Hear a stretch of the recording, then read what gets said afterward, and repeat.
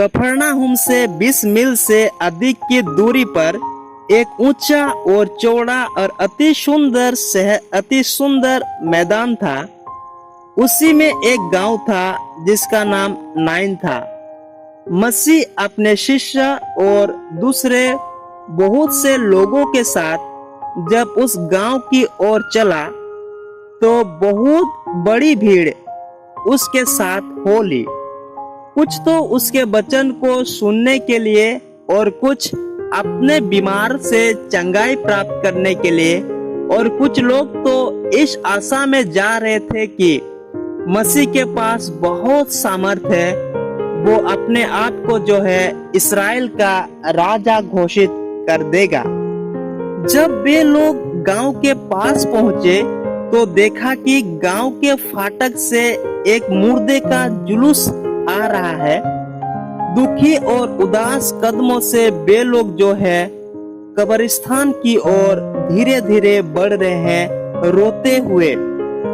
खुली हुई अर्थी पर एक नौजवान युवक की लाश पड़ी थी और सभी लोग जो है विलाप करते हुए उस नौजवान को लेकर आगे बढ़ रहे थे। ऐसा लग रहा था कि गांव के सभी लोग उस नौजवान मृतक को आदर देने के लिए और सम्मान देने के लिए गांव से बाहर आ गया हो, और उनके हृदय में दुखी परिवार के लिए गहरी सहानुभूति थी। मरने वाला नौजवान अपनी विधवा माँ का एक लौता पुत्र था। विलाप करती हुई अकेली माँ उस जुलूस के पीछे पीछे रोती हुई अपनी अंतिम और अकेले सहारे को दफन करने जा रही थी। उसे देखकर प्रभु को तरस आया। वो रोती हुई आंखों में आंसू लिए वो कब्रिस्तान की ओर बढ़ रही थी, और उसने जो है यीशु मसीह को भी ध्यान नहीं दिया। यीशु उसके पास आया और बड़ी शालीनता के साथ बोला, मत रो। यद्यपि यीशु उसके दुख को आनंद में बदलने वाला था, उसने पास आकर उस आरती को छुआ। यीशु ने पास आकर उस आरती को छुआ। उसके लिए मुर्दे को छू लेने से कोई अशुद्धता नहीं होती थी। आरती ले जाने वाले रुक गए और शोक विलाप करने वाले चुप हो गए। दोनों तरफ के लोग जो है आशा के विपरीत आशा कर रहे थे।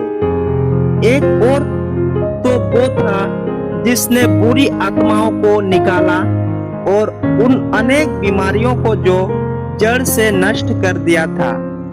क्या मृत्यु पर भी उसका अधिकार है? बिल्कुल सफाई के साथ आधिकारिक रूप से मसीह ने कहा, हे जवान, मैं तुमसे कहता हूँ, उठ। वे शब्द मुर्दे के कान में पहुंचे।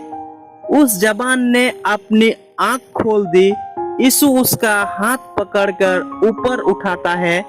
उसकी नजरें उस माँ पर पड़ती है जो अभी तक विलाप कर रही थी।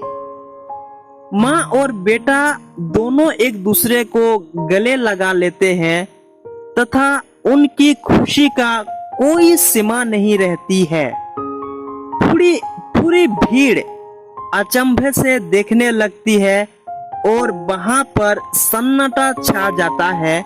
इससे सब पर भय छा गया और थोड़े समय तक वे चुप रह गए, जैसे कि परमेश्वर पिता के सामने वे लोग खड़े हैं। और वे लोग जो है कहने लगे, हमारे बीच में एक बड़ा भविष्यवक्ता उठ खड़ा हुआ है। और ये बात जो है सारे यहूदियों में और आसपास के शहरों में फैल गया। वो जो नाइन नगर के फाटक पर उस दुखियारी माँ के बगल में खड़ा होकर सहानुभूति दिखा रहा था, आज भी हर उस आरती के पास आकर दुख करने वालों को देखता है। हमारे दुखों से यीशु मसीह दुखी हो जाता है। यीशु का हृदय जो दूसरे हृदय पर तरस खाया और दुखी हुआ, एक ऐसा हृदय है जो कभी बदलता नहीं। उसके बेवचन जो मुर्दे को जीवित कर दिए, उनमें कोई बदलाव नहीं आया है। वे उस समय 9 में जैसे ही था वैसा ही आज भी मसीह है। मसीह कहता है, स्वर्ग और पृथ्वी का सारा अधिकार मुझे दिया गया है। दिन और वर्ष बीत